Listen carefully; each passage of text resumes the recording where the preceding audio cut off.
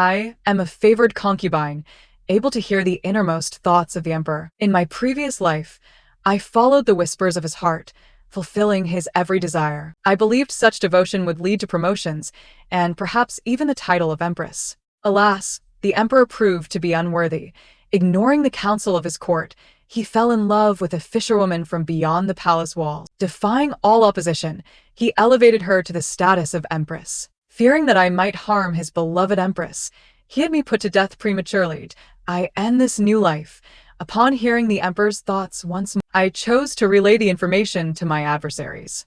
His Majesty breaks out in hives upon tasting lychees. His Majesty intends to take action against your family. His Majesty speaks highly of your sister. Concubines and she were taken of sister. What should I do? I implore you to devise a plan swiftly.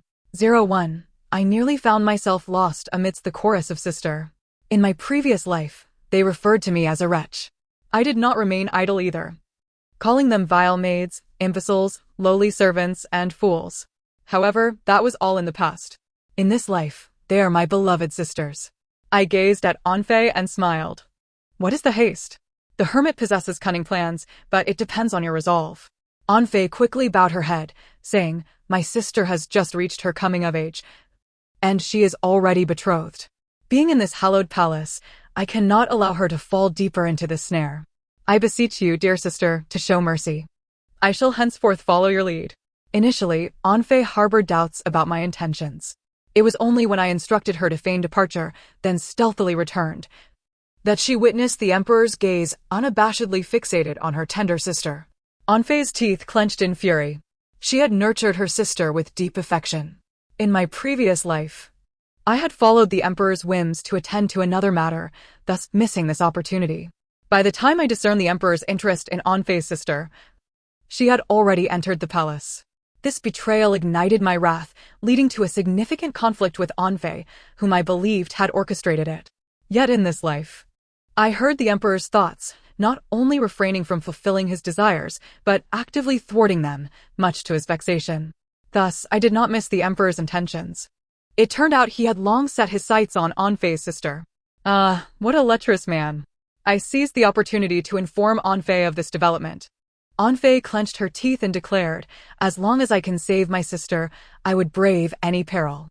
I beckoned her closer and whispered a few words in her ear. Anfei suddenly grasped my hand, her voice filled with excitement. Thank you for your brilliant plan, dear sister. Regardless of whether this endeavor succeeds, I shall forever remember your immense kindness. Anfei hurried off, leading her sister to present a bowl of soup to the emperor. The emperor, overjoyed, drank the soup, only to become swollen-eyed shortly thereafter. The imperial physician barely managed to revive him. Anfei, with her sister in tow, rushed to attend to the emperor. Yet, a fragrant breeze wafted towards the emperor, exacerbating his rash. The emperor pointed at Anfei and her sister, commanding, "Begone." Anfei, heartbroken, departed, hastily arranging for her sister's marriage outside the palace. She urgently informed their parents to expedite the betrothal. By the time the emperor's rash subsided and he recalled the incident, news of Anfei's sister's engagement had already spread beyond the palace walls. The emperor fell silent, likely reflecting on how, on 2 occasions, he had encountered Anfei's sister only to suffer from the rash. He suppressed his thoughts, concluding, "It seems our fates are misaligned, destined to be apart." I could not help but smirk.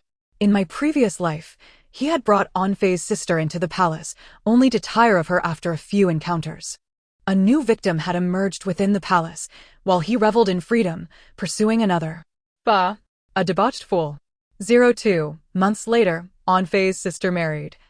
And Anfei was utterly at ease. She came to express her gratitude.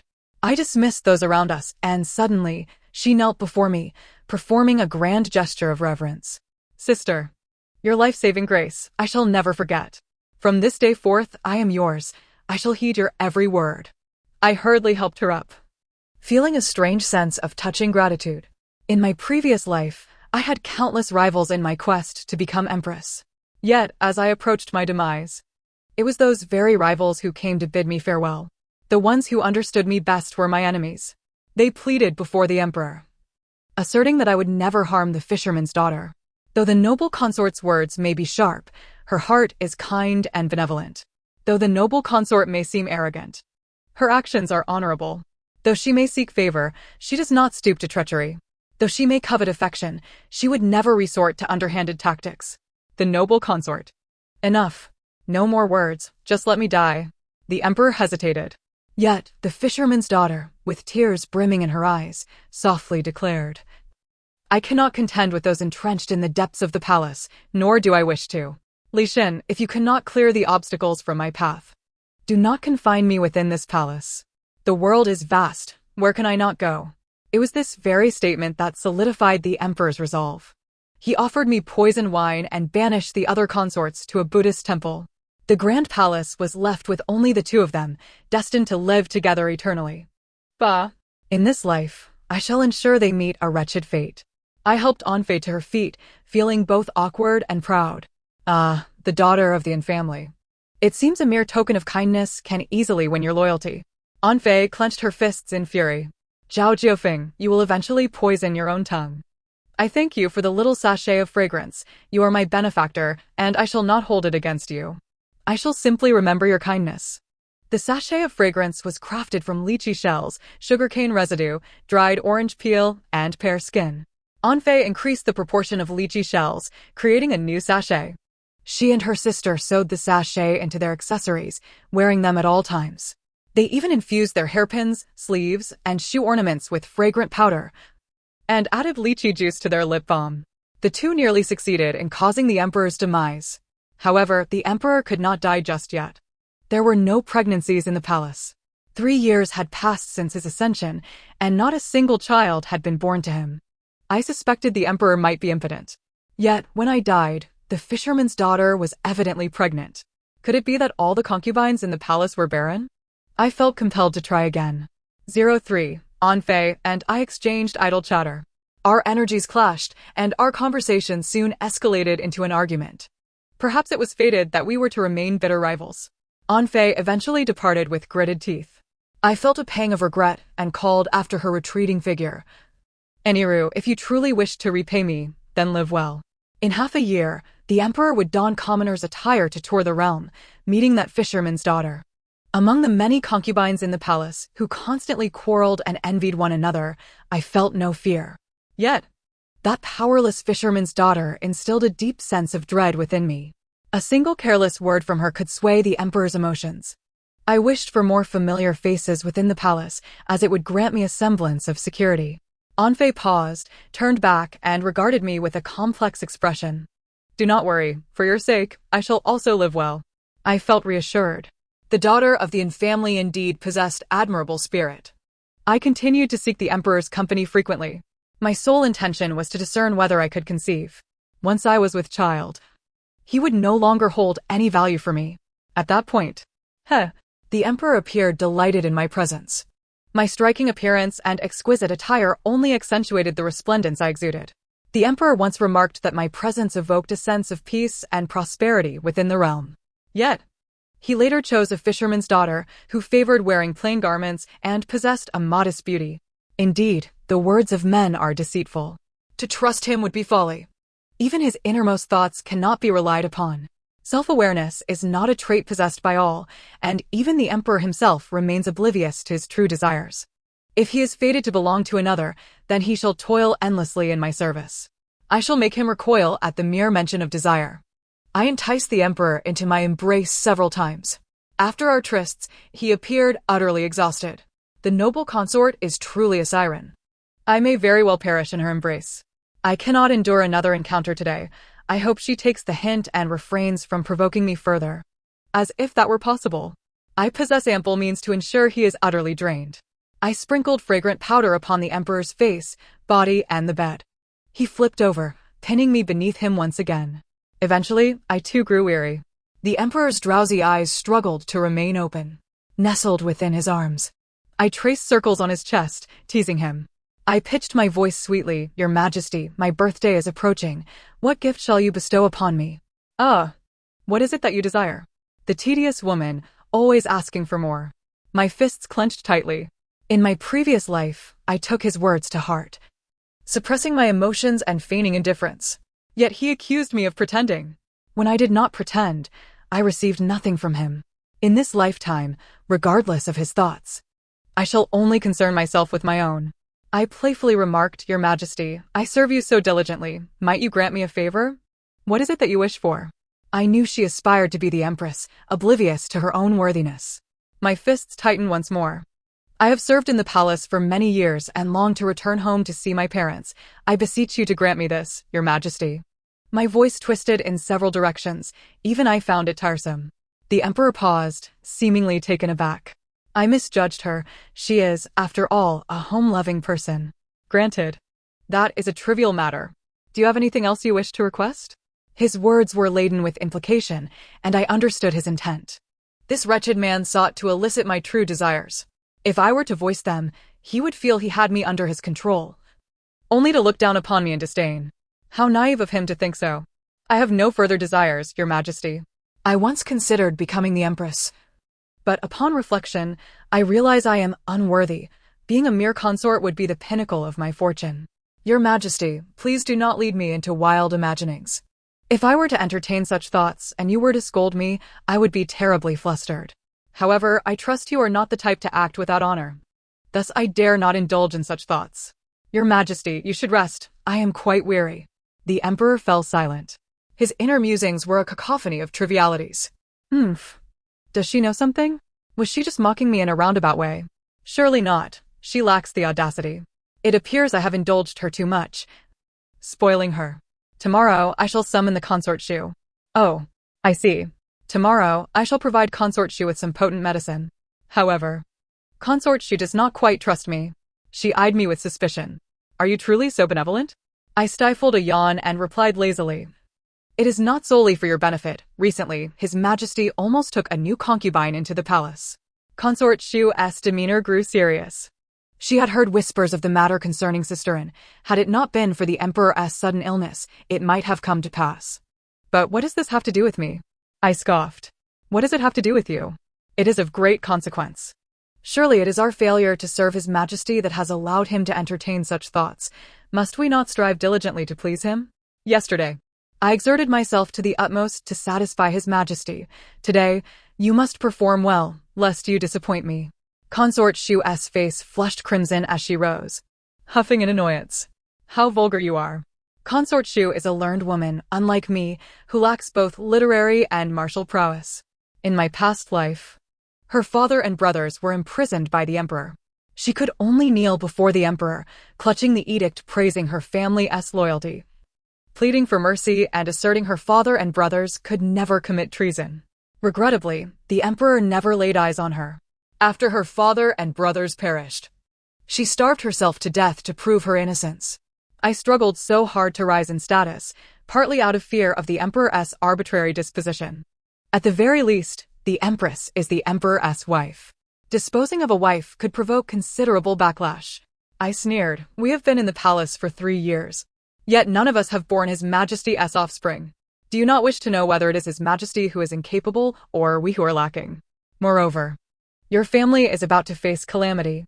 If you were to conceive, perhaps you could save your father and brothers. Consort Shu's face drained of color. What did you say?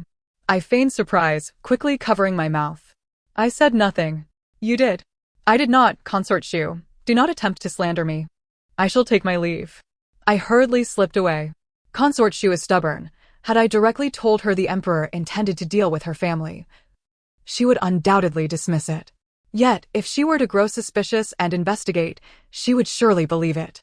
Indeed, that very night, a maid reported that Consort Shu summoned water several times before finally sleeping at the 3rd watch. Upon hearing this, I was furious. I had only kept the Emperor company until the 2nd watch. How could Consort Shu engage with him until the 3rd? Did she possess more cunning and skill than I? I could not believe I had been outdone by Consort Shu. Infuriating. Consort Shu monopolized the Emperor's affections for several consecutive days, her favor inciting envy. A few days later, she approached my palace with a grave expression. After dismissing my attendants, she suddenly slumped into a chair, as though all her strength had drained away. Her complexion was pale, and her eyes sparkled with unshed tears. Sister, you were right. The Emperor truly intends to harm my father and brothers. He harbors ill will towards them. But why? My father and brothers are unwaveringly loyal. My family, the Song clan, has served faithfully for generations. I hastily interrupted her. Stop. Stop, stop. Do not say any more. I could recite her subsequent words by heart. My ancestors fought alongside His Majesty to establish this empire. My grandfather was the grand tutor to the late emperor, honored posthumously in the ancestral temple. My father was a companion to the late emperor, serving at his side for decades. In my previous life, Consort Shu had cried out these sentiments countless times, yet none had ever swayed the emperor's heart. I said, "Have you considered that perhaps your family has become a liability?" Consort Shu sprang up, agitated. But my father is unfailingly loyal. He supported His Majesty's rise to the throne. The first thing a man does when he regains his footing is discard his crutch. Consort Shu collapsed helplessly into her chair, weeping in despair. What am I to do? Is my only option to die? Your death would be of no use. The Emperor's affinity for you and his desire to eliminate your family are two entirely different matters. Consort Shu was momentarily speechless, her reddened eyes fixed on me in disbelief. Then what do you suggest? I sighed. It depends on whether your father and brothers value their lives or their positions more. Consort Shu immediately grasped my meaning, contemplating deeply. I said, my father and brothers may not believe me. I removed a bracelet from my wrist and handed it to her. Take this. Let your father present the bracelet to my father. My father will divulge everything he knows. That wretched emperor has placed the task of investigating Consort Shu's family upon my father. Though my father may uncover nothing, the mere mention of this matter will surely chill Consort Shu's family. These learned scholars place great importance on dedication and sacrifice. Consort Shu's family aspires to be like Zhuge Liang. Unfortunately, the emperor is no Liu Bei. They will eventually come to terms with reality. Once they do, it will be too late to turn back. Consort Shu hurriedly took the item and left. Before departing, she paused, hesitated for a moment, and informed me, Sister, you need not exert yourself with the emperor any longer. For 3 consecutive days, I have discreetly taken His Majesty's pulse and secretly observed him. I fear he may not be able. I was struck as if by lightning. He cannot? Cannot? How then did he manage to impregnate that fisherwoman? I seem to have stumbled upon a monumental truth. Are you certain? I studied under renowned physicians in my youth and accompanied them on their rounds. It was only upon entering the palace that I pretended to be ignorant. I am confident in my observations. I gritted my teeth in frustration. That wretched emperor. He has taken advantage of me for so many days in vain. Is the emperor aware of this? Consort Shu hesitated. He likely does not know. The imperial physicians have always been cautious with their words, especially regarding matters of His Majesty's progeny. Then that is good. I resolved firmly. I must conceive. The fisherman's daughter could bestow a green hat upon the emperor, so too can I. I am preparing for the family visit. The noble consort is also occupied. The following day, news reached the palace that the grand tutor had fallen from his carriage and broken his leg. In a bid to protect their father, the elder brother of the noble consort injured his arm. The grand tutor, aged and frail, found his old ailments exacerbated by his injury, and he was nearing the end of his days. The elderly often speak of returning to one's roots. The elder brother of the noble consort promptly requested to resign from his official duties to escort their father back to their homeland. The emperor granted his request. On the day I was to leave the palace for my familial visit, the noble consort came to see me off, tears silently streaming down her face. I envy you, elder sister, for being able to return home, while I cannot even bid farewell to my parents. From this moment forth, I shall have no kin left in the capital. My heart softened a little as I patted her head. It was likely that her father and brother would never return to the capital. When compared to power and fate, life itself holds greater significance. I murmured, would you not consider bearing a relative for yourself? She was taken aback. I gazed steadily at her. This opportunity comes but once. Suddenly, she grasped my hand. I beseech you, elder sister, assist me. If he is unkind, do not blame me for being heartless. Await my good news. I returned home for a brief visit. Though it was termed a homecoming, I remained under the watchful eyes of others throughout. Only during the moments I greeted my mother and sisters did I have the briefest opportunity to share private words. My mother gripped my hand tightly. Her voice laced with anger. Zhao Jiufeng, you are truly bold. You risk the lives of our entire family. I merely replied, the emperor is incapable, relying on him. I shall never bear children in this lifetime. My mother's grip loosened. Cursed Xiaoxin. Her eyes reddened. Mine too brimmed with tears. The noble consort's family serves as a cautionary tale. The emperor is unaware of his own impotence. This child may very well be our family's salvation, if not, we shall all perish together. My mother, resolute, gently patted my hand. Do not worry, I shall be here. I shall prepare everything. Prepare 3 portions for me. My mother nearly stumbled. I declared boldly, I have several sisters in the palace. And you still speak of sisterly affection in matters such as this? This is the Zhao family's tradition. When something good arises, we naturally share it with our sisters. My mother clenched her teeth and departed. When I returned to the palace, I carried a large box, filled with silver notes on top and indescribable items concealed below. Upon my return, I summoned the noble consort and consortin, showing them the contents. The sooner you utilize this, the more effective it will be. You may decide how to proceed. Should you wish to use it, then do so. If not, simply discard it. This opportunity is singular. The noble consort was the first to take one. If one consort becomes pregnant, the emperor may suspect her. However, if several consorts are with child, he will only doubt the skills of the imperial physician. Count me in. Consort and grimaced. You both are fortunate, having taken yours.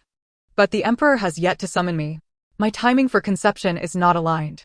What difficulty is there in that?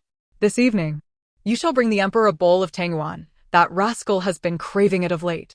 Then count me in as well. Consort and took one too. That very night, she brought tangyuan to the emperor, charming him into her quarters. By the 4th watch, they had finally rested. I felt a pang of sorrow. Cursed noble consort and consortin. What methods did you employ to keep the emperor engaged until the early hours? My pride was deeply wounded. Thus, I resorted to mischief, spreading word of the emperor's preferences throughout the palace. This kept him quite busy. Today, the gifts from Zhao Guiran pleased him. Tomorrow, those from Li Guiran would satisfy him. The day after, it would be Song Marin. However, Song Marin was turned away at the gates, for the emperor had indigestion and decreed that all offerings from the consorts be returned. I felt a twinge of regret. How foolish of Song Marin. She should have brought digestive pills. Yet, on the day after, another consort had the same realization. The beauties of the harem united in their efforts. Over the course of a month, the emperor indulged in extravagance. Both the upper and lower echelons of the court became overly satiated. Meanwhile, my pregnancy began to show. During a banquet, I found myself feeling nauseous. As I retched, both the noble consort and could not hold back either. In an instant, the entire banquet descended into chaos. After the imperial physician took their pulses, he knelt to congratulate the emperor, declaring that the 3 consorts were with child. The emperor was overjoyed, taking pride in what he perceived as proof of his virility, exuding an air of conquest over the harem. He failed to notice the furrowed brow of the chief physician. He lavished rewards upon the harem, bestowing gifts upon the pregnant consorts. Then, he discreetly left the palace. The night before his departure, he came to see me. A phone while I am away. The harem will rely on you to manage affairs. Now that you are with child, you must prioritize your own well-being. What nonsense is this? You expect me to oversee the harem while also taking care of my health? What of your own condition? I squeezed my voice gently. Your Majesty, might you reconsider your departure? I wish only to be with you. The emperor's body stiffened momentarily. A phone, be good. The realm requires my presence. Have these women of the harem never encountered a man? Each one rushes at me upon seeing me. At this rate, my waist may very well give out. If I do not escape the palace soon, I fear I shall perish beneath these women's desires. I thought, no, why take so many consorts if they serve no purpose? Useless man. The emperor, fearing my persistence, hastily sought an excuse to leave. I watched his retreating figure and smiled. In my previous life, the emperor spoke of enduring trials alongside the fisherman's daughter to return to the palace. Thus, he regarded her as a benefactor, akin a lover. But if the storms had been more severe, could they have weathered them together, side by side through the years? I was curious. I released a white dove. The noble consort hung lanterns and ignited fireworks. We all claimed to be praying for the emperor's safety.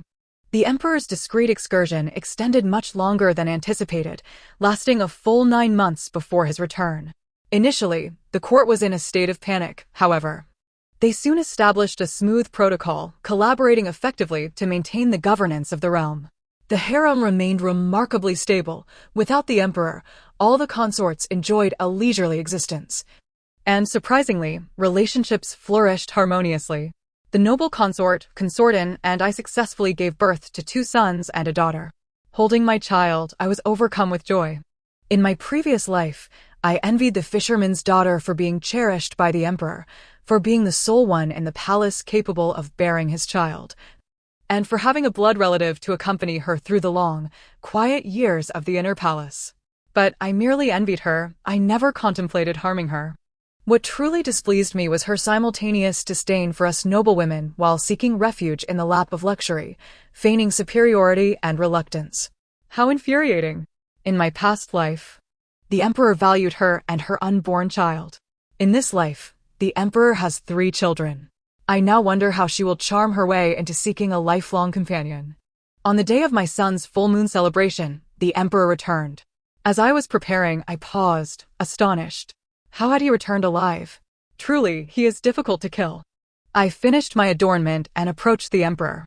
He appeared haggard and anxious, yet upon seeing us, there was an unmistakable delight akin to a reunion with an old friend. Afeng, noble consort, I nearly could not return to see you. The noble consort, Consortin, and I exchanged glances, each cradling our children as we rushed to the emperor, swiftly pushing past the fisherman's daughter. Your Majesty, you have lost weight. I have missed you dearly. During your absence, I prayed for your safety every day. Your Majesty, look, this is our child. See how much he resembles you. In the beginning, my mother deliberately sought out a man who was tall, robust, and strikingly handsome, bearing an uncanny resemblance to the emperor. Now, with the child having reached the tender age of 1 month, a phase of delightful softness and charm, he indeed bears a slight resemblance to the emperor. Drawing praise from all who behold him, the emperor relishes this attention. This is my child. Somewhat unattractive. However, my beloved consorts have grown considerably more voluptuous and refined. Only upon venturing outside do I realize that the imperial palace is akin to a celestial abode. I shall no longer disguise myself for excursions. The fisherwoman felt neglected. Coldly, she declared, Zhao Shen, since you have returned to the palace, I shall take my leave. We may not meet again. With an air of icy detachment, she turned to depart. The emperor remained silent. I too held my tongue. In my previous life, I had been too hasty. Not waiting for the emperor's response before reproaching the fisherwoman for daring to utter the emperor's name. With tear-filled eyes, she confessed that she had always called him thus. The emperor immediately reprimanded me, accusing me of having such a fiery temper, truly believing myself to be the mistress of the harem. Apologized to Sui at once. He commanded sternly, disregarding my dignity entirely. He became her savior, and the 2 exchanged tearful glances, lost in affection. I was left humiliated, the subject of ridicule. In this lifetime, they shall not use me as a villain or a stepping stone. I feigned astonishment, yet dared not speak. The Shushi consort lowered her gaze, silent.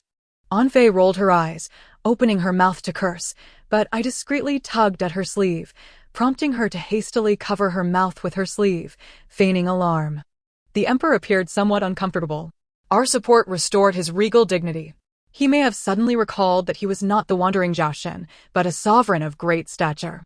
Sui, do not leave just yet. Wait for me to cough, and after I have refreshed myself, we shall converse.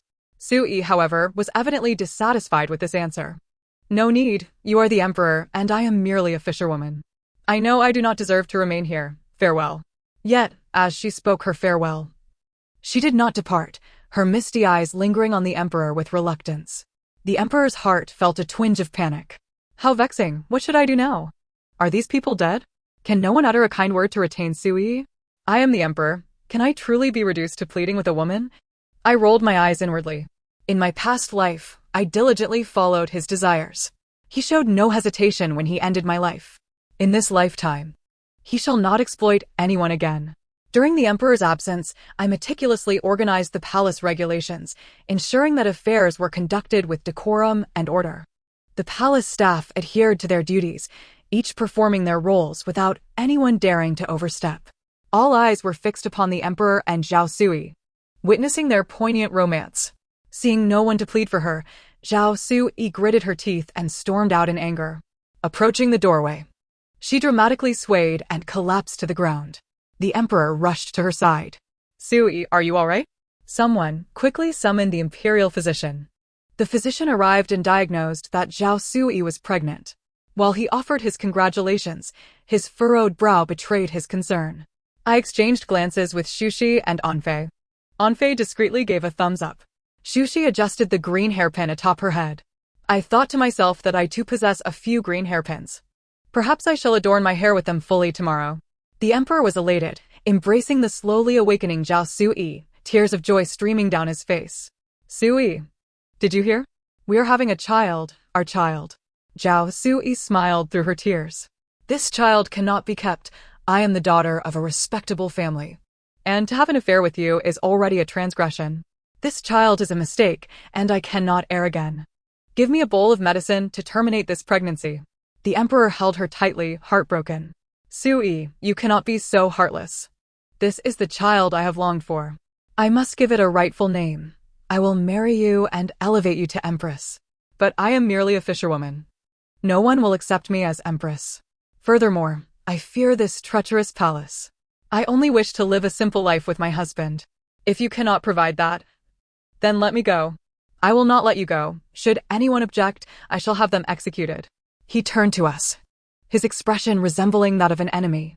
I thought, how absurd. I have not uttered a single word. Should you continue to slander me, I shall not hold back. I immediately replied, Your Majesty, you are being selfish. How can you disregard Zhao's well-being? She, as a woman of virtue, has forsaken her integrity for you. You may elevate her to empress, but this child cannot be born. If it is, the timing will reveal her premarital indiscretion. Even if you were to make her empress, both she and the child would become the subject of ridicule. How can you be so self-centered? Do you wish for Zhao to endure a lifetime of scorn? The emperor was taken aback, his fury igniting. I am the emperor, who dares to mock her? I regarded him with a gaze one might reserve for a fool.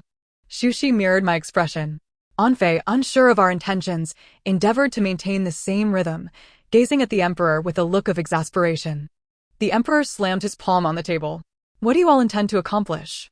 I responded, Your Majesty, when a prince is born, there are midwives, physicians, palace maids, and eunuchs in attendance, nursing mothers and wet nurses to care for the child.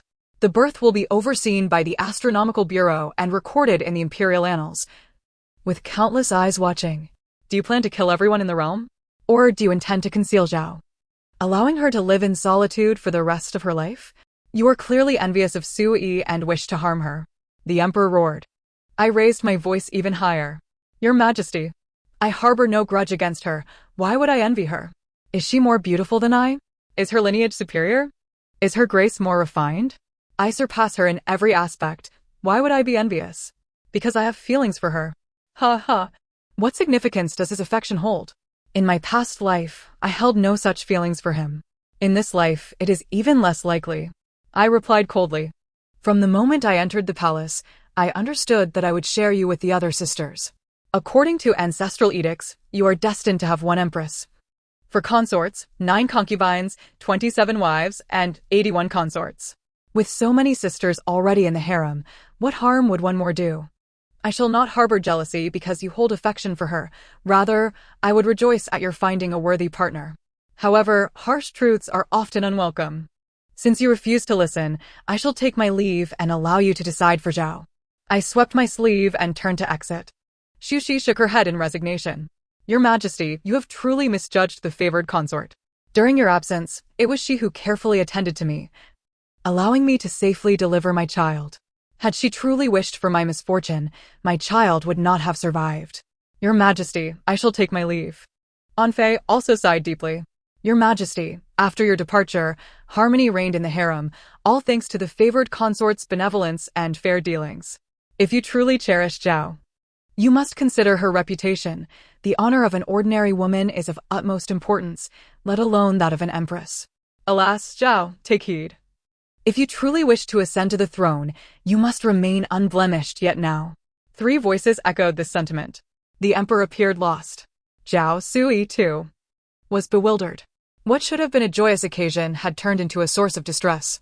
For 3 consecutive days, I avoided the emperor. Whenever he sought me out, I claimed to be unwell and unable to meet him. He visited Shushi and Anfei, where they recounted my virtuous conduct during his absence. The emperor might have genuinely felt he had erred, yet he remained perplexed. The child has come, must it truly be terminated? The noble consort Shufei spoke calmly. Although Miss Zhou enjoys His Majesty's favor, her family background is unremarkable, and her appearance is rather ordinary. The only virtue she can contend with is her moral character. To elevate Miss Zhou as Empress is not solely His Majesty's decision, it also requires the recognition of the realm and the approval of the court officials. Curiously, Consort inquired, Your Majesty, how did the ministers respond when you proposed Miss Zhou's elevation in the previous court? The emperor's countenance darkened, revealing his displeasure. He had not dared to mention it. I am well aware of the events that transpired in the previous court these past few days.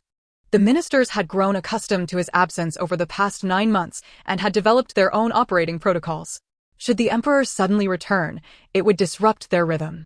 Eager to reclaim his authority, he chastised the senior ministers, rejected their petitions, and mobilized the officials, asserting his imperial power from the outset. Rather than expressing gratitude and proceeding with caution, the ministers were not to be trifled with. They invoked ancestral precedents, employing etiquette and regulations to constrain the emperor. A rift grew between them. In his previous life, the emperor had spent little time outside the palace, and upon his return, he swiftly reclaimed power without much opposition. This time, however, he faced a challenging predicament. Should he dare to propose Miss Zosui as empress now, he would be met with fierce rebuke from the ministers, ultimately compelled to issue a self-accusatory edict and seek forgiveness from the ancestral spirits to quell the matter. With a stern expression, the emperor departed from Consort Shufei's palace. He barged into my chamber, his demeanor frigid. I performed my courtesies and turned to entertain the child. In this life, my parents are alive, my sisters are harmonious, and I have a son by my side. He has become irrelevant to me. The emperor sensed my indifference. He uttered with difficulty, A foam, I have wronged you. I halted him, unwilling to hear any further empty words. The depth of his current humility only foreshadowed the venom that would emerge during future reckoning. I had no desire to provoke him just yet. I awaited the day to strike when he was vulnerable. The emperor is not at fault, in my heart. He can never be wrong. It is the one who has instilled in him the notion of the jealous consort who is truly unjust. I am most aggrieved, I said, feigning to wipe away tears with my sleeve. It had been too long since I had performed before the emperor. My eyes were too dry to shed any tears. The emperor furrowed his brow, perhaps somewhat comforted by my words. Sui is new to the palace and unfamiliar with its rules, a foam. Do not hold it against her. My thoughts still linger on you, he remarked. Sui, all this I do for you. My interactions with her are mere pretense. While my heart is truly with you, do not misunderstand my intentions. I thought to myself, what insolence. A pair of scoundrels. They should be eliminated. All of them. I feigned the need to cradle the child, allowing the emperor's hand resting on my shoulder to slip away naturally. I cleared my throat and continued. There is no need for such formality, Your Majesty. I have stated before that I harbor no jealousy towards your favorites. If you wish to establish Miss Zhou as empress, as long as the ministers consent, I will graciously welcome her into the palace. However, before offering counsel, I wish to clarify one matter. What is it that you find appealing about Miss Zhou? The emperor was momentarily taken aback and fell silent, though his thoughts were plentiful. What do I find appealing in Sui? Her appearance pales in comparison to the noble consort, her talents are inferior to Shufei's, and her character lacks the vivacity of Consort, and, in terms of looks, lineage, and demeanor, she indeed falls short in every aspect. Yet she has shared my hardships, shielding me from peril and enduring much suffering for my sake. All the other concubines harbor ulterior motives. Only Sui has chosen to stand by me when I had nothing, the only one who has proven her loyalty through adversity. He lifted his gaze and declared, I cherish her unwavering sincerity, a sentiment I have never experienced within the palace. Could it be that the emperor, who has traversed the 6 palaces, is so naive? I was hesitant to believe it, yet there was something in his demeanor that suggested he might genuinely feel this way. Perhaps his words bore an element of truth. In the court, the women either hail from noble families or are of official lineage, each with their own agenda. Genuine affection is indeed a rare commodity. Even if we were to offer our hearts sincerely, would he dare to accept? Not only would he reject it, but he would likely perceive it as insatiable greed.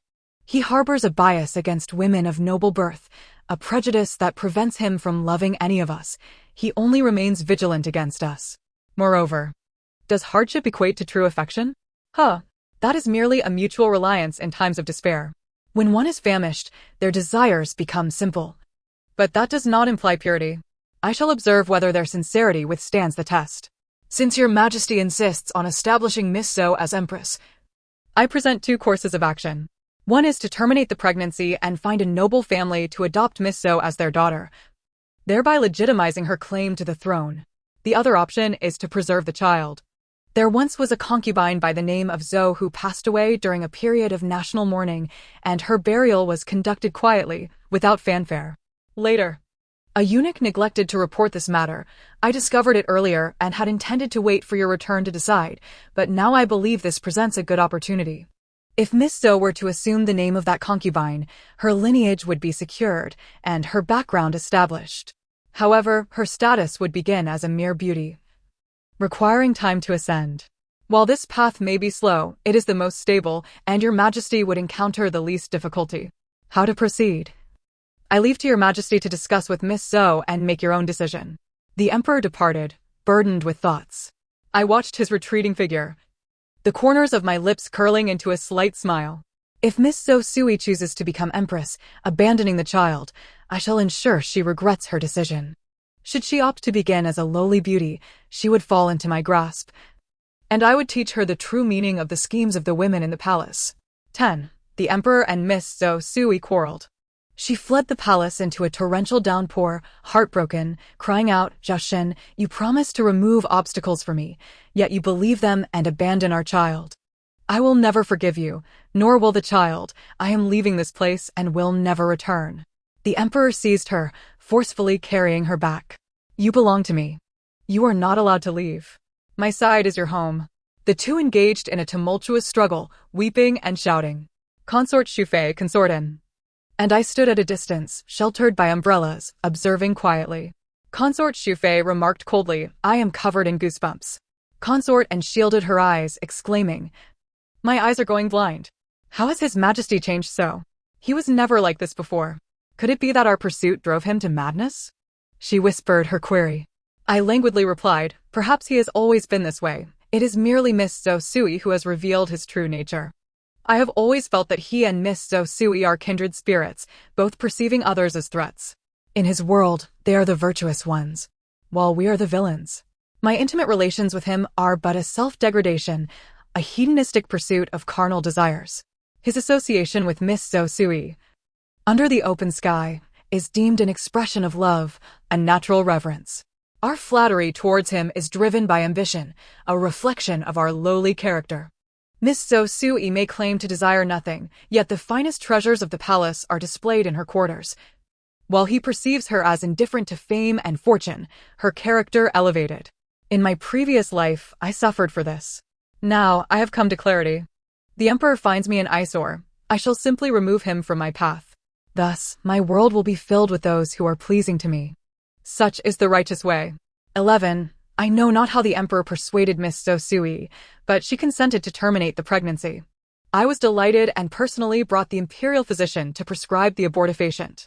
This is the miscarriage medicine from Physician Song. Though it may be bitter, its efficacy is renowned.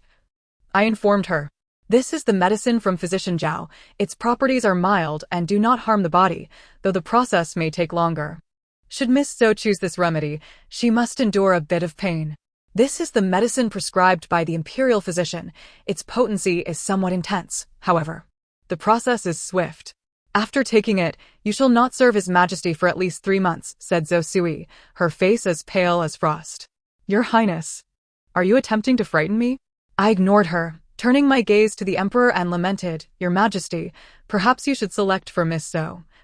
For whatever I say now, she is likely to find displeasing. I moved behind the emperor, offering Zhou Sui a provocative smile. In my past life, she had been thus before the emperor, using words of compromise and resignation to imply my assertiveness and her jealousy. In this life, I return her methods in kind, hoping she can endure. The emperor urged, Sui, choose one. Tears brimmed in Zhou Sui's eyes. Brother Shin, can you not see how she bullies me? If she truly cared for me, she would present a suitable prescription, not 3. The emperor furrowed his brow as he regarded me. I glanced at the 3 imperial physicians, who expressed their helplessness. We 3 focus on different aspects, thus our prescriptions vary, yet all are effective and beneficial for the young lady. If a single formula is required, it can be arranged. Please wait a moment. The physicians proceeded to concoct a new prescription. Moments later, they presented one. Zhou Sui appeared satisfied, and a maid was dispatched to prepare the medicine. I had the Shufei examine it, and she nodded in approval. I understood then that this prescription would be bitter. The duration prolonged, and she would need to wait another 3 months before serving the emperor, incorporating the shortcomings of all. My efforts to enhance the physician's welfare had not been in vain. I felt quite content. Shortly thereafter, the medicine was ready. Zhou Sui took a sip and promptly spat it out. So bitter, she cried, utterly pitiable. The emperor, exasperated, implored, Sui, cease your fussing. I am truly exhausted. In just a few days, fatigue was already etched upon his features. Zhou Sui dared not protest further, enduring her grievances and the bitterness as she finished the concoction, soon succumbing to its effects. She was drenched in cold sweat, clutching her abdomen on the bed, crying out in despair. The emperor shouted in panic, "Why is this happening?" I responded calmly, "Your Majesty, this is the nature of childbirth. She is experiencing a miscarriage, early in her term, which is somewhat preferable to full delivery." I lowered my head to kiss the child in my arms. Yet, it was worth it. He is my little treasure. For him, all is worthwhile. The emperor's gaze was tumultuous. Were the concubines also like this during childbirth? But I was not present then. I owe them. As long as they remain docile and do not trouble Sui, I shall show them leniency. Ah Feng, you have worked hard during this period, he uttered, rarely speaking kindly. But I no longer required his words. In my past life, Zhao Jiu Feng willingly played the role of his lapdog, merely yearning for a word of affirmation, yet facing incessant suppression, skepticism, and harshness. In this life, I shall seize what I desire for myself. I will praise myself, love myself, and treat myself with sincerity.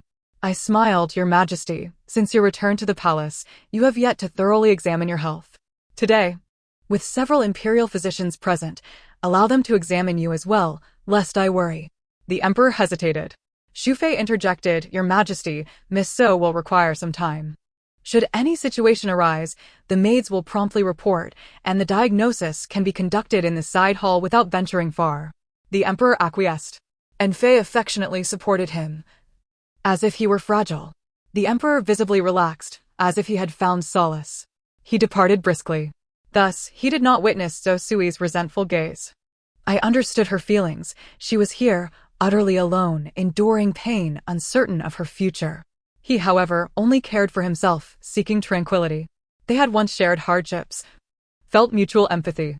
Yet, now returned to the opulence of the palace, he stood as the exalted emperor, while she was a nameless fisherwoman, the disparity stark. In truth, the gap had always existed, merely overlooked before. Now, they had merely returned to their respective circles, nothing more. The physicians examined the emperor, from top to bottom, inside and out. After their assessment, they furrowed their brows. I immediately inquired, Your Majesty, how is your health? Speak openly, should you or I require caution moving forward. If you conceal the truth and suffer injury due to negligence, the blame shall fall upon you. The 3 physicians promptly knelt. We are at fault, we dare not speak. The emperor, perhaps sensing something amiss, darkened his expression and commanded coldly, Speak. The physicians exchanged apprehensive glances, and the foremost one, trembling, said, Upon examining Your Majesty, we discovered prior injuries. It is feared that you may find it difficult to father children in the future. The emperor was rendered speechless, his expression akin to being struck by lightning. For a moment, he could not comprehend. You dare not speak such nonsense. We would not. The 3 physicians quaked in fear as they knelt. In truth, they had long known the emperor's inability to conceive. Yet, previously, they held on to a sliver of hope, fearing that should a concubine become pregnant, It would reflect poorly on their medical skills, thus they refrained from disclosing the truth. But now, with the emperor's lower body grievously injured, that hope was entirely extinguished. Should any concubine become pregnant, it would indeed be a green hat placed upon the emperor's head. Thus, they had no choice but to speak. Today was an opportune moment for them. The emperor's face was a mask of confusion, and after a moment, he seemed to awaken to the reality. "Sui!" he exclaimed, realizing that if he could no longer bear children, the child in Zhou Sui's womb would be his last. But it was too late. I allowed a fleeting smile to grace my lips before swiftly concealing it, following closely behind. Xu Fei and En Fei lifted their skirts to pursue, fearful of missing anything. The three physicians hurried after them as well. As we drew nearer to the main hall, Zhou Sui's anguished cries grew more pronounced.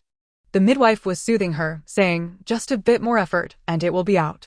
The emperor cried out no. However, Zhou Sui startled and trembled. The midwife joyously exclaimed, "It's out, a boy."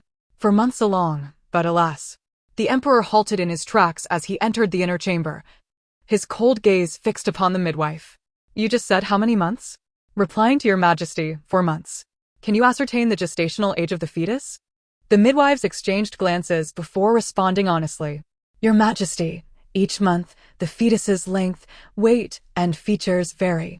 I have delivered many, and I can discern that the child in Lady Zhou's womb is over 4 months. I would not mistake it." The emperor shut his eyes, taking a deep breath.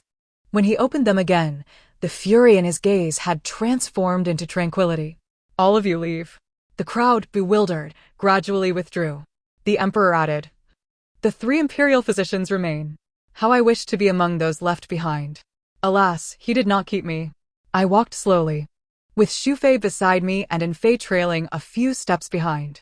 We all heard a thunderous roar from within the inner chamber. "You deceitful wench. How long do you intend to deceive me?"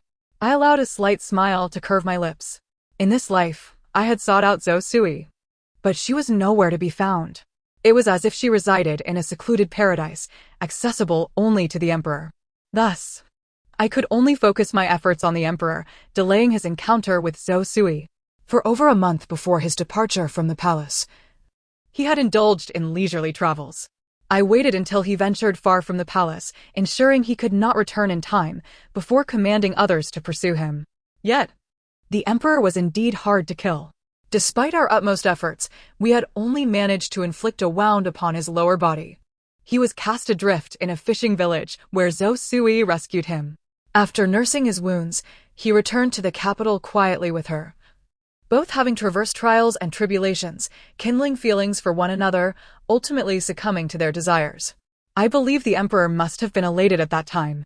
A man, wounded in body, often seeks to reaffirm his worth through the conquest of women, striving to reclaim his lost dignity. The prospect of Zhao Sui's potential pregnancy would have filled him with immense joy, serving as the finest testament to his enduring virility. Yet today, the words of the imperial physician and the midwife shattered his self-esteem into a million pieces. He was merely a pitiful creature, stripped of power, bereft of the ability to procreate, adorned with the green hat of infidelity. The pure and unblemished love he had long yearned for turned out to be a deceitful wretch, a master of lies who weaves deception with ease. We need not lift a finger. He would soon trample her into the mud himself.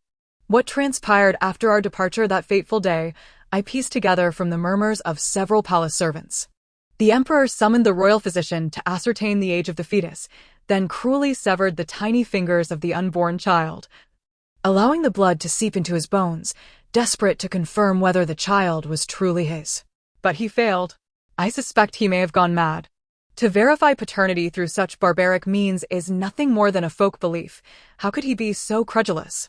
Perhaps he was indeed cornered, like a trapped beast. Zhao Sui, having bypassed the customary confinement period, was demoted to a mere palace maid. The emperor commanded her to serve him, subjecting her to daily torment while keeping her under his watchful eye. He would carelessly scatter objects, forcing Zhao Sui to kneel and clean up the mess. He crushed her hands underfoot, deriving delight from her tears.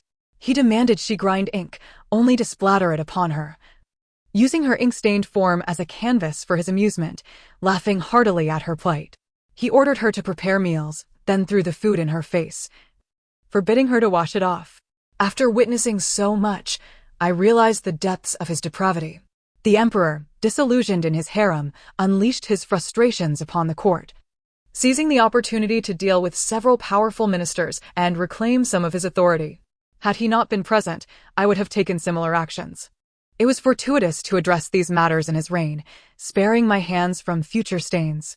Once he had settled these affairs, I began to move, inadvertently crossing paths with Zhao Sui. By then, she had become a shadow of her former self, gaunt and frail, her spirit seemingly extinguished. Upon seeing me, she offered no greeting, but rather a sardonic smile graced her lips. You women of the inner palace are truly repugnant, engaging in nothing but schemes and machinations. I may not be able to contend with you, yet I still find you loathsome. Her beauty, once a 7 out of 10 upon her entrance to the palace, had dwindled to a mere 4, yet her eyes shone with an astonishing brightness. I recalled a certain ailment, characterized by bulging eyes and a thickened neck, and her symptoms seemed to align. I am confident I have wronged you in no way, yet from the moment you entered the palace, you have sought to undermine me. What fuels your hatred towards me? Why should I divulge that to you? Her smile was laced with an enigmatic self-satisfaction, as if she alone were awake in a world of intoxicated souls. I pondered, perhaps knowing was not imperative. If she were to perish, all secrets would die with her. I replied with a smile, if you wish to keep your silence, then do so forever. Those who speak are but dogs. Zhao Sui widened her eyes. A breath caught in her throat, her expression a portrait of distress. With a cold huff, she turned to leave. I know who your accomplice is, I declared. Her steps faltered. You resort to such underhanded tactics, tarnishing a woman's honor to suppress her. Such actions I utterly disdain. I trust not a single word you utter. I chuckled softly.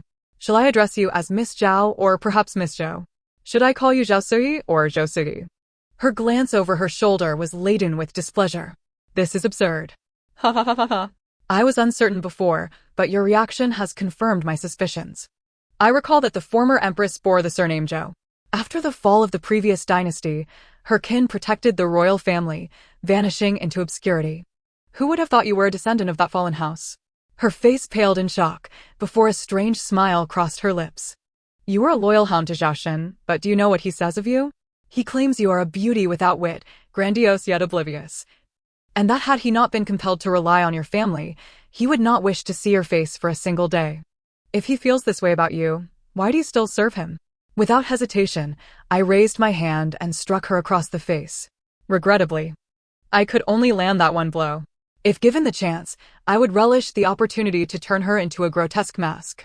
The emperor is my husband, my sovereign, and I shall not allow you to trample upon his dignity, I stated coldly, turning to leave. Yet as I walked, a wave of dizziness washed over me, and I collapsed to the ground.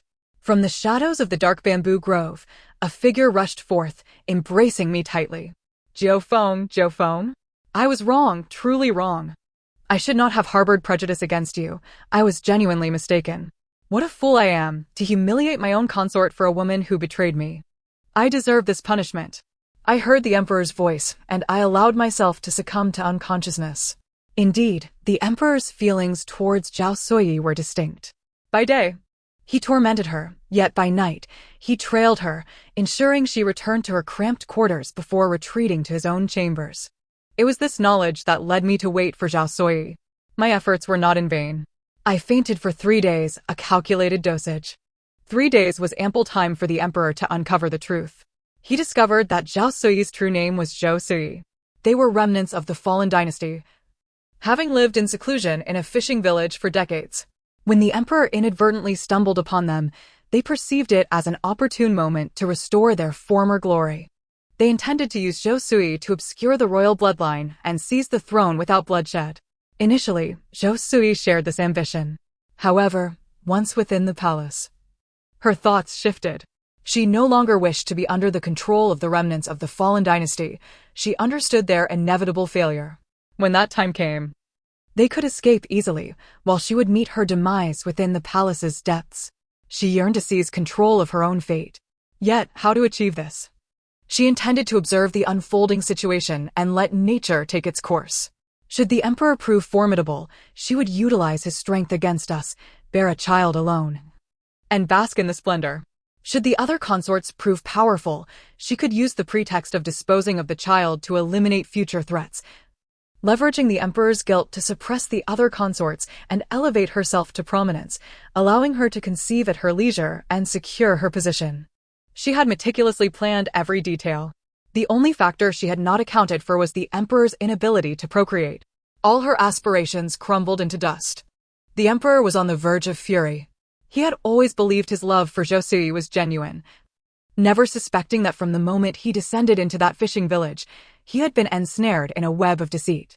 He now harbored a deep resentment for Josui, and a greater loathing for the remnants of the fallen dynasty.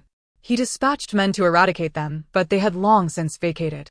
The emperor now existed in a state of unbridled rage, finding fault with all around him. The ministers dared not provoke him, and the consorts refrained from approaching him, leaving him to unleash his wrath upon Josui in increasingly inventive ways. In a fit of rage, he conceived a plan. He intended to elevate Josui to the status of empress and signal to her allies to come forth. Unbeknownst to them that Josui had lost the child, they would surely come to witness his humiliation, at which point he would ensnare them all. Fearing I might misinterpret his intentions, he sought me out to explain. This was my first encounter with him upon awakening. He had lost considerable weight in just a few days. Ah, Feng, do not misunderstand. I do this to draw the snake from its lair. Once I have dealt with those remnants of the fallen dynasty, I will reward you handsomely. I shall make you empress, and Josui will be at your mercy. Perhaps I truly was mistaken. My mother's judgment is indeed sharper than my own. While noble women may be pretentious, their sense of propriety and honor is ingrained in their very being. Josui, that harlot, cannot hold a candle to Feng. I paused for a moment, yearning to offer a piece of advice. One must not view life in absolutes of black and white. Is it not possible that every individual harbors both virtue and vice, with the balance swaying according to the prevailing moment? Yet, upon reflection, I dismissed the thought. In this lifetime, the emperor and I could never sit down for an earnest conversation. Thus, let everything come to a close. On the day of the coronation ceremony, the emperor forbade me from hastening the preparations. Josui appeared pallid, clad in an oversized bridal gown, manipulated by the palace maids like a marionette, exuding an air of desolation akin to the twilight of a setting sun. Upon seeing me, her eyes ignited with a startling brilliance. Zhao Jiufeng, have you come to witness my humiliation? Were I born of the same lineage as you, I would not be outdone. I would ensnare Jiaoshan completely, leaving you to languish in solitude within the palace for eternity. I have not lost, and you shall not revel in my misfortune. Oh? Huh. You are mistaken. Your victory lies in your humble origins. Were you a noblewoman, the emperor would scorn you just as readily. With your looks, even entering the palace would be a challenge. In this second life, I have long been curious about the emperor's thoughts. Why does he disdain noblewomen? Why does he perceive us as inherently wicked? Later, I learned from an elderly palace maid that, during his youth, he faced harsh criticism from his mother, a woman of noble birth who held grand expectations for him. Unfortunately, the emperor was of mediocre talent, lacking any remarkable attributes. To inspire him, his mother incessantly compared him to others. Today, he could not outshine a scion of a prominent family in archery. Tomorrow, he fell short in calligraphy. For his entire childhood and adolescence, he endured relentless suppression, living in a state of despair. Yet fortune smiled upon him. His mother, through sheer determination, carved a path for him to ascend to power. Remarkably, upon his coronation, after she had chosen his consorts, she departed this world. No one constrained him any longer. He could now unreservedly reveal his true nature. The more accomplished the consorts selected by the late Empress Dowager, the more he felt inferior. He could only regain his self-esteem by belittling us. Hence, he disparaged and looked down upon us, delighting in our confusion as we revolved around him, utterly perplexed. The emergence of Josui was his salvation. She, ignorant of palace intrigues and devoid of talent, relied entirely on him. He enjoyed manipulating her, finding pleasure in his control, even if she occasionally pricked him with her words. He savored it, for everything was within his grasp. Had Josui been like us, he would have cast her aside as easily. Zhou Sui's eyes were rimmed with red. Zhao Zhofeng, I detest you. If you were to perish, everything would be better. I smirked slightly, using my finger to lift her gaunt face. Miss Zhou, you are unwell. Even I can discern that. Does His Majesty not see it? The love you so fervently desire is eclipsed by the indifference of your most hated enemy. What worth is such affection? Furthermore, what grounds do you have to hate me? What right do you possess to harbor such contempt? It was the remnants of the former dynasty that led to your pregnancy. It was His Majesty who caused your miscarriage. And it is also His Majesty who has forsaken you. The only thing I have done for you is to uncover your true identity. You dare not hate those far superior to yourself, yet you find the audacity to direct your hatred towards me, a fellow woman, out of sheer hypocrisy and weakness. You cannot loathe those who are vastly stronger. You can only unleash your animosity upon me, who appears more vulnerable. It is because you're aware of your own frailty and incapacity, thus you can only vent your hatred upon me. Ah, how pitiable. Yet, speaking with you is utterly futile. From this day forth, you are destined to perish. After this incident, His Majesty will recognize that we noble women are indeed the most dependable. His Majesty will elevate me to Empress. I shall be the sole woman by his side. And you, ultimately, shall meet your demise. Zhou Sui lunged at me in a fit of rage, only to be restrained by the palace maids on either side. I want you dead, wretched servant. I want you dead. I lifted my gaze defiantly towards her. I am the true victor. Savoring the fury in Zhou Sui's eyes, I departed with satisfaction. The ceremony commenced. The emperor appeared in the square, leading Zhou Sui by the hand. Amongst the crowd, indeed, sat some discordant figures. Their complexions were darkened, bearing the marks of years spent in hunting and fishing. Though they donned fresh attire and displayed courteous manners, it was evident that their elegance was not ingrained, but rather a mere facade for the occasion. Their eyes bore a fierce intensity as they gazed upon the emperor, their lips curling into secretive smiles. As the ceremonial music played, the emperor raised his hand. Suddenly, the soldiers standing behind those figures silently brandished their axes and struck downwards.